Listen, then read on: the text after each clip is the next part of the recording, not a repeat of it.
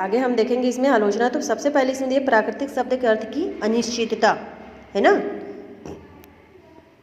देखो, प्राकृतिक शब्द का अर्थ निश्चित, है ना। प्राकृतिक शब्द का अर्थ निश्चित न होने के कारण यह सिद्धांत अनिश्चित तथा भ्रमपूर्ण कहा जाता है। प्रोफेसर रिची के अनुसार प्राकृतिक शब्द के कई अर्थ हैं, जैसे संपूर्ण ब्रह्मांड, सृष्टि का वह भाग जहाँ मनुष्य नहीं है, आदर्श या पूर्ण लक्ष्य, अपूर्व, साधारण या औसत।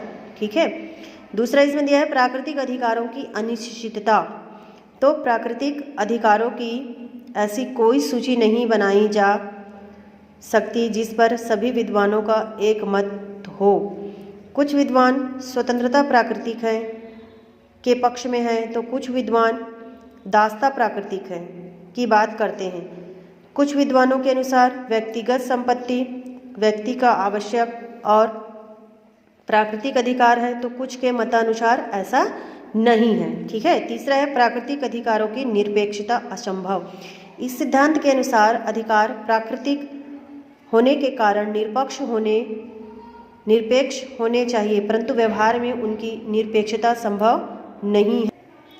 चौथा इसमें दिया है अधिकारों के प्रागैतिहासिक रूप की मान्यता अनुचित, है ना। यह सिद्धांत अधिकारों को समाज से पहले की वस्तु मानता है, जो अनुचित है।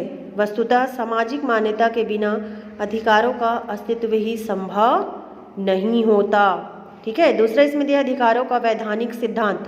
तो इस सिद्धांत के अनुसार अधिकार राज्य और कानून की देन होते हैं। केवल वे ही अधिकार वास्तव में अधिकार माने जाते हैं जिन्हें क्या करते हैं, कानून मान्यता देता है। यहाँ पे बोल रहे हैं कि वे ही अधिकार क्या है, मान्यता प्राप्त होते हैं, जो अधिकार माने जाते हैं, जो क्या करते हैं, कानून उसको मान्यता प्राप्त देता है। जिस अधिकार को कानून मान्यता प्रदान नहीं करता वह अधिकार नहीं है। बेंथम, ऑस्टिन, हॉब्स और हॉलैंड आदि विचारकों ने इस सिद्धांत का क्या किया है, समर्थन किया है। ठीक है। यहाँ पे अब इसका आलोचना है। तो आलोचना पहला इसमें दिया है कि केवल राज्य अथवा कानून, है ना, केवल राज्य अथवा कानून के आदेश से कोई अधिकार हो जाता है, ऐसी बात नहीं है ना। क्योंकि अधिकार को कानूनी बनाएं इसके पहले इसकी सामाजिक मान्यता आवश्यक है। ठीक है। दूसरा इसमें दिया अधिकार के विषय में राज्य की निरंकुशता का प्रतिपादन क्या है, अनुचित है। तीसरा इसमें दिया यह सिद्धांत अधिकारों के विषय में राज्य के एकाकी अधिकार को मानकर समाज की उपेक्षा करता है, जो क्या है, अनुचित है। ठीक है। तीसरा इसमें दिया अधिकारों का ऐतिहासिक सिद्धांत। तो इस सिद्धांत के अनुसार युगों से चले आ रहे वे रीति रिवाज जिनके हम क्या हैं, अभ्यस्त हो जाते हैं, अधिकार बन जाते हैं, इस सिद्धांत के बर्क रिची समर्थक हैं। आलोचना इसमें दिया है कि अधिकारों का आधार केवल रीति रिवाज नहीं है ना। इसमें बोला गया है कि अधिकार क्या है, सिर्फ आधार केवल रीति रिवाज नहीं है। दूसरा इसमें बोला है कि यह अनुदारवादी सिद्धांत है ना। तीसरा इसमें सभी रीति रिवाज समाज हित में नहीं होते हैं। चौथा अब इसमें दिया है अधिकारों का समाज कल्याण सिद्धांत। इस सिद्धांत के अनुसार व्यक्ति को अधिकार इसलिए प्राप्त होते हैं कि उनके द्वारा समाज का कल्याण होता है ना। इसमें स्पष्ट बताया जा रहा है कि क्या करते हैं, मनुष्य को अधिकार क्यों दिए जाते हैं कि वो समाज का क्या कर सके, कल्याण कर सके। इससे स्पष्ट होता है कि व्यक्ति को वे अधिकार मिलने चाहिए जिनसे समाज या लोक कल्याण में वृद्धि हो सके, और वे अधिकार नहीं मिलने चाहिए जो लोक कल्याण के मार्ग में क्या हो, रुकावट डालते हों।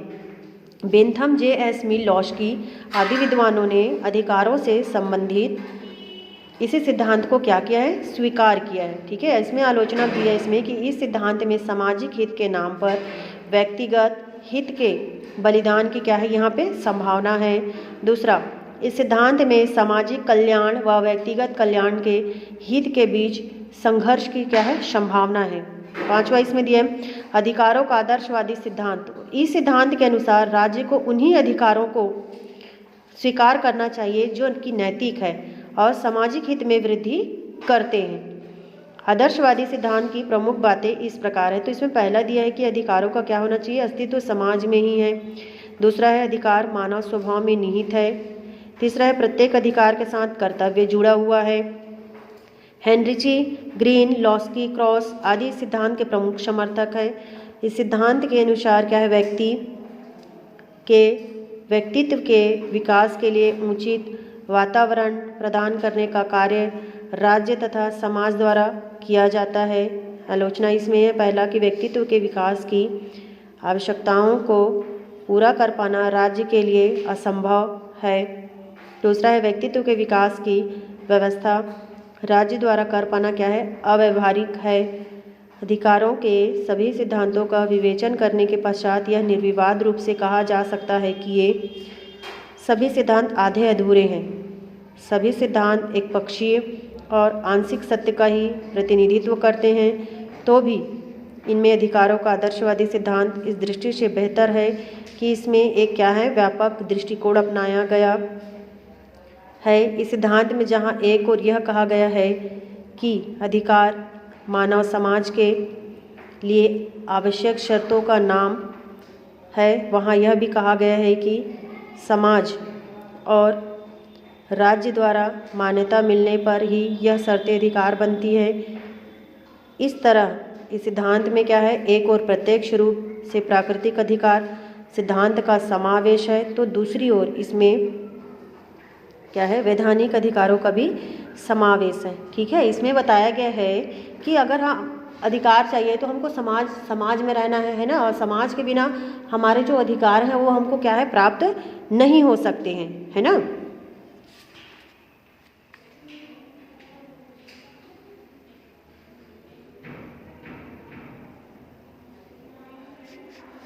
देखो अब यहाँ पे अधिकारों के आवश्यक लक्षण या तत्व तो कौन कौन से हैं उसके लक्षण। इसमें पहला दिया है कि अधिकार व्यक्ति की क्या है, मांग है ना। दूसरा अधिकार समाज की क्या है, स्वीकृति है।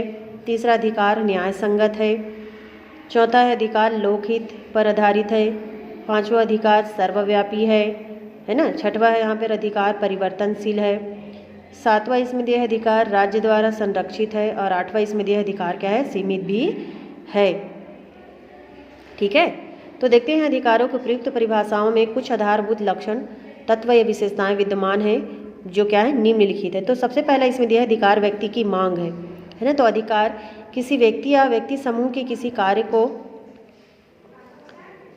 स्वतंत्रता पूर्वक करने की मांग है। व्यक्ति अपनी अनेक रुचियों, आवश्यकताओं एवं इच्छाओं की पूर्ति हेतु यह क्या करता है, यह मांग समाज से करता है।